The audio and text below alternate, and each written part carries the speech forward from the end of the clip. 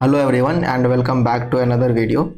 देखो, इससे पिछले वीडियो में हम लोग लगभग 26-27 क्वेश्चन सॉल्व कर चुके थे। आज के वीडियो में हम लोग उससे आगे का क्वेश्चन सॉल्व करेंगे। तो पिछले वीडियो में आई थिंक ये क्वेश्चन हम लोग कर चुके थे, which is not a fundamental quantity, force is not a fundamental quantity. Next question है हमारा, which of the following theorem is used for the equilibrium of the body applied with three concurrent coplanar force. Lami's theorem, Lami's theorem का इस्तेमाल करते हैं। हम लोग देख चुके थे क्या था लामीज थ्योरम। नेक्स्ट क्वेश्चन है कि two force 40 newton and 30 newton act at a right angle to each other at a particle. कोई एक पार्टिकल है, उस पर दो फोर्स एक्ट कर रहा है, एक 40 न्यूटन का और दूसरा फोर्स है हमारा 30 न्यूटन का, और इस दोनों के बीच का एंगल 90 डिग्री है। इसका पूछ रहा है रिजल्टेंट क्या होगा। सिंपल सा फॉर्मूला अप्लाई करेंगे रिजल्टेंट के लिए, रूट अंडर 30 का स्क्वायर प्लस 40 का स्क्वायर। तो रूट अंडर 30 का स्क्वायर हो जाएगा 900 प्लस 40 का स्क्वायर हो जाएगा हमारा 1600। तो रूट अंडर 900 प्लस 1600 2500, तो ये हो जाएगा 50 न्यूटन। तो ऑप्शन नंबर बी हो जाएगा हमारा सही आंसर। नेक्स्ट क्वेश्चन है हमारा, which of the following is a vector quantity. देखो, मास नहीं, एंगल नहीं, स्पीड नहीं, momentum is a vector quantity. Next question है हमारा, what are the equilibrium condition for to be satisfied for a particle applied with a system of non coplanar concurrent force. देखो, concurrent force, moment तो ऐसे ही zero, ठीक है, moment zero हो गया। और नॉन कोप्लानर है, इसमें तीनों चेक करना पड़ेगा, एक्स डायरेक्शन, वाई डायरेक्शन और जेड डायरेक्शन में। चूंकि नॉन कोप्लानर है, कोप्लानर रहता तो एक डायरेक्शन ऐसे ही खत्म कर देते। तो F X zero, F Y zero और एफ जेड जीरो, जिसमें ये तीनों कंडीशन हो जाए, वही ऑप्शन नंबर डी हो जाएगा हमारा सही आंसर। नेक्स्ट क्वेश्चन है हमारा, if the sum of all forces acting on a body is zero. कह रहा है कि जितना भी फोर्स एक्ट कर रहा है वो सारा जीरो है, उसका रिजल्टेंट। तो if it may be concluded it must be in equilibrium, नहीं हो सकता, ठीक है, इसको इक्विलिब्रियम में नहीं कह सकते केवल फोर्स जीरो हो जाने से। क्योंकि हो सकता है मोमेंट काम कर रहा हो, कैन नॉट बी इक्विलिब्रियम, कोई जरूरी नहीं है, हो भी सकता है। तो may be in equilibrium provided the force are parallel, अगर फोर्स पैरेलल हो, नहीं, ये भी नहीं हो सकता। May be equilibrium provided the force are concurrent, हाँ फोर्स कंकरेंट है तो मोमेंट ऐसे ही जीरो, अलजेब्रिक सम तो यहाँ जीरो बता ही दिया है। तो option D number correct. Next question है कि a load of 16.5 kg is lifted through a height of 3.4 meter, find the work done in a kg metre. देखो, वर्क इक्वल टू होता है फोर्स इंटू डिस्प्लेसमेंट, और हम इसका unit का बात करें तो यूनिट हो जाएगा इसका न्यूटन मीटर, जिसको हम लोग जूल भी कहते हैं।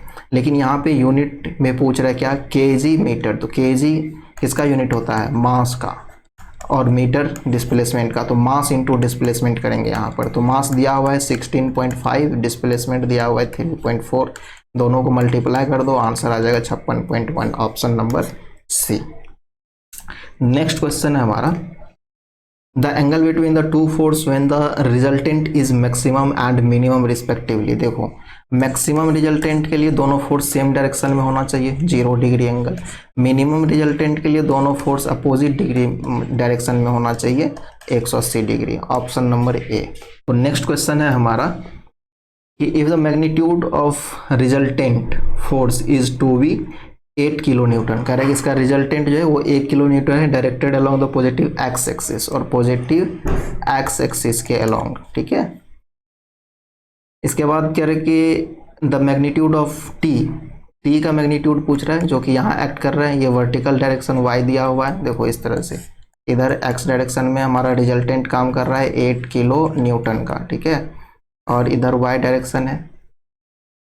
तो इस बीच का एंगल थीटा है, और थीटा हमको 30 डिग्री दिया हुआ है। तो वर्टिकल डायरेक्शन में क्या हो जाएगा, जब इसका कंपोनेंट तोड़ेंगे तो हो जाएगा टी कॉस थीटा, ठीक है। उसके बाद इधर भी दिया हुआ है 8 किलो न्यूटन, इसका जब नीचे की तरफ इस तरह कंपोनेंट तोड़ेंगे, और ये दिया हुआ है 45, इधर का भी एंगल हो जाएगा 45, तो ये हो जाएगा 8 किलो न्यूटन इंटू कॉस 45। देखो, ऊपर नीचे वाले को बराबर कर देंगे, तभी तो ये इक्विलिब्रियम में रहेगा, ना ऊपर जाएगा ना नीचे आएगा। तो टी कॉस थीटा, थीटा कितना दिया हुआ है 30 degree, 30 equal to 8 cos 45, cos 45। तो टी कॉस 30 डिग्री हो जाएगा √3/2 और 8 कॉस 45 हो जाएगा 1/√2। तो अब यहाँ से अगर हम लोग टी निकालेंगे तो हो जाएगा 8/√2 इंटू 2/√3। तो ये हो जाएगा 8√2/√3। और अगर इसमें सबको टोटल को हम लोग रूट में ला के लिखेंगे तो हमको आंसर आ जाएगा 43.18 किलो न्यूटन रूट अंडर में। तो ऑप्शन बी हो जाएगा हमारा आंसर। नेक्स्ट क्वेश्चन है हमारा, if the tension in the cable is 400, ठीक है, 400 का टेंशन है, इधर भी 400 और इधर भी दिया हुआ है 400, बीच का एंगल दिया हुआ है थीटा, ठीक है। The direction of the resultant force acting on the pulley is dash, कह रहा है कि डायरेक्शन क्या होगा, ये जो मान लो कि रिजल्टेंट इधर काम कर रही, ठीक है, तो ये एंगल थीटा क्या होगा ये पूछ रहा है। तो डायरेक्शन निकालने के लिए हम लोग क्या करते थे, tan theta equal to Q sine alpha, जो भी हो, सॉरी यहाँ पे हम लोग अल्फा लिखते थे।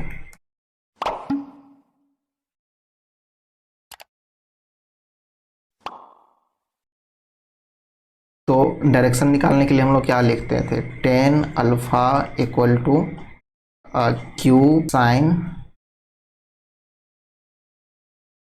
Theta divide by P plus Q cos theta, ठीक है। तो टेन अल्फा इक्वल टू क्या हो जाएगा 400 साइन थीटा।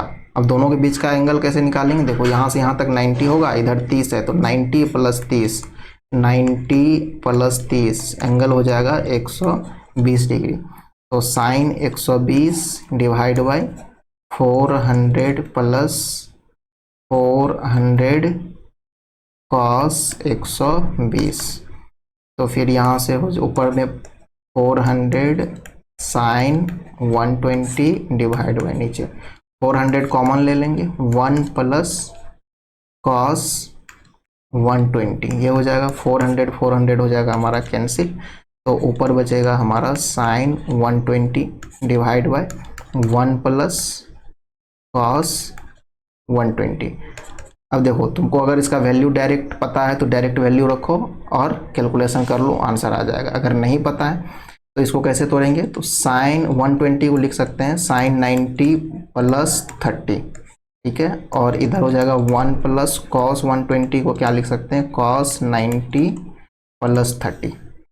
तो इधर देखो साइन 90 + 30 होता है cos 30, sine 90 + theta cos theta, तो यहाँ थीटा की जगह 30 है तो 30 हो जाएगा, यानी कि 30 हो जाएगा। तो 1 प्लस कॉस 90 + 30, ये क्या हो जाएगा साइन 30। तो कॉस 30 का वैल्यू क्या होता है √3/2, इधर हो जाएगा 1 प्लस साइन 30 1/2, तो ये हो जाएगा 1/√, तो ये हो जाएगा √3/2 डिवाइड बाय 1/2, 2 कैंसिल हो जाएगा, इधर आएगा √3। तो देखो हमको वैल्यू कितना आ गया किसका, टेन थीटा का, ठीक है, यानी कि टेन अल्फा का वैल्यू आ गया √3। तो जब अल्फा का वैल्यू 60 डिग्री होगा ना तभी टेन का वैल्यू √3 आता है। तो अल्फा का वैल्यू 60 डिग्री, तो ऑप्शन डी हो गया हमारा आंसर, ठीक है। नेक्स्ट क्वेश्चन है हमारा, if a number of force act simultaneously on a particle it is possible to replace them by a couple, गलत। इसका ऑप्शन नंबर हो जाएगा ऑप्शन नंबर डी सही, to replace them by a single force, उसको एक single force से replace किया जा सकता है। और ये ऑप्शन नंबर सी जो है ये क्यों नहीं होगा, क्योंकि इसमें लिखा है कि सेंटर ऑफ ग्रेविटी पे एक्ट करना, लेकिन कोई ज़रूरी नहीं कि वो सेंटर ऑफ ग्रेविटी पर ही एक्ट करे, कोई और लोकेशन भी हो सकता है जहाँ पे वो इक्विलिब्रियम में रहे और वहाँ पर एक्ट करे और सेम रिजल्टेंट वाला इफेक्ट दे। नेक्स्ट क्वेश्चन है हमारा, if the resultant of two equal force has the same magnitude as either of the force then the angle between the two force. तो कह रहे हैं कि देखो दो फोर्स है, मान लो कि इधर है P और इधर भी है P, दो एक्ट कर रहे हैं और कह रहा है इसका जो रिजल्टेंट है, रिजल्टेंट ये भी P के बराबर है आइदर ऑफ द फोर्स। तो कह रहे हैं कि इसके दोनों फोर्स जो था, इस दोनों फोर्स के बीच का एंगल क्या होगा, यानी कि थीटा क्या होगा। देखो हम लोग रिजल्टेंट का फॉर्मूला जानते हैं कि root under P square plus Q square plus 2pq cos theta होता है।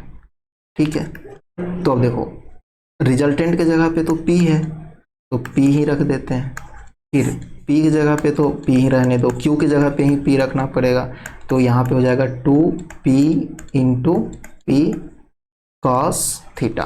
ठीक है, इधर से रूट हटा लो तो हो जाएगा पी स्क्वायर इक्वल टू, इस दोनों को सम कर दें तो हो जाएगा 2p स्क्वायर, फिर इधर भी हो जाएगा 2p स्क्वायर कॉस थीटा।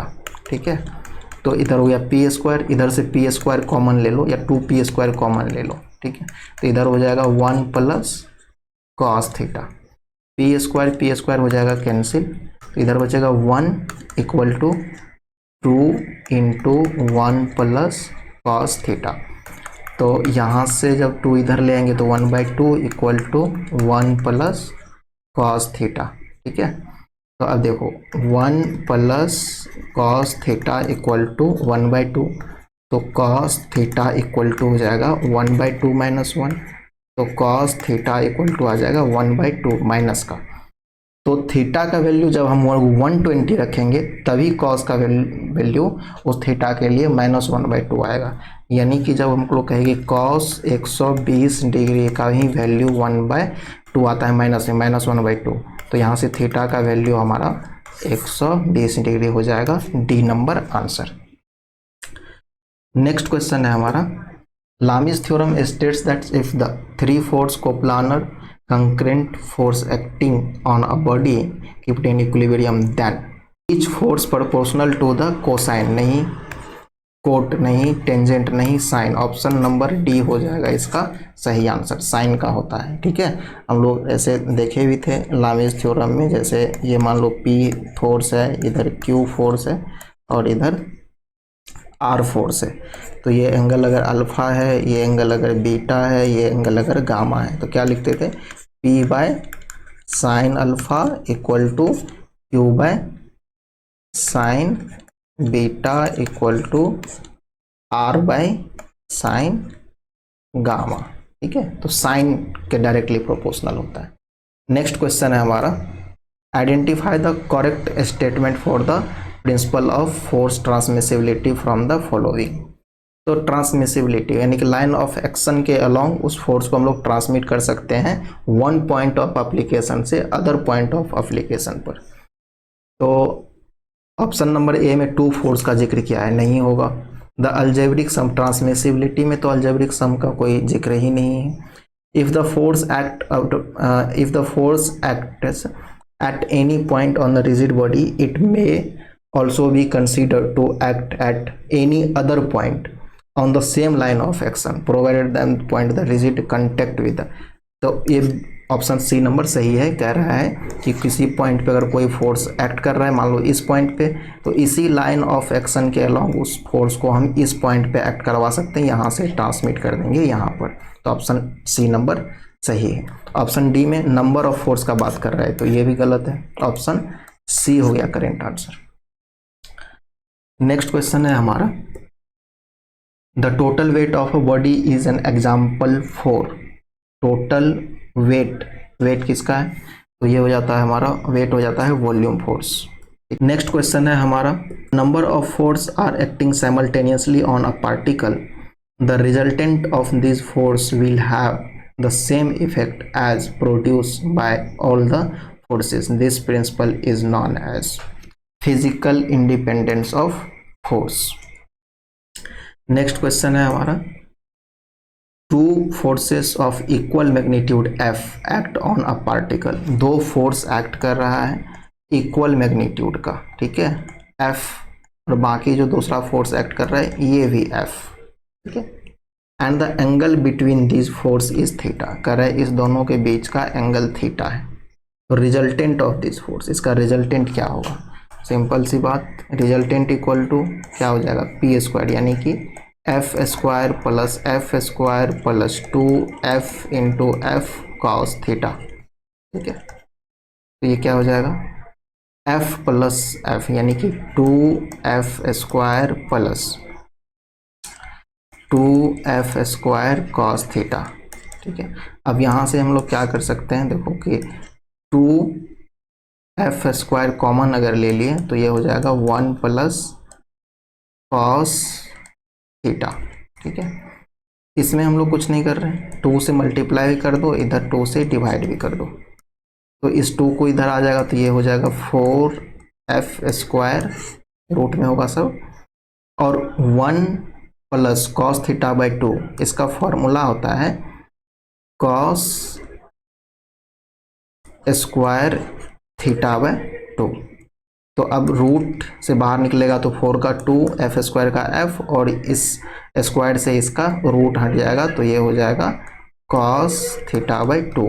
तो 2f cos theta by 2 option number B हो जाएगा इसका सही आंसर। ठीक है, नेक्स्ट क्वेश्चन है हमारा statement, if the three coplanar forces acting at a point are in equilibrium, each force is proportional to the sine of angle between the other two is known as Lami's theorem. ठीक है, देख चुके हैं, same type का question आ गया फिर से।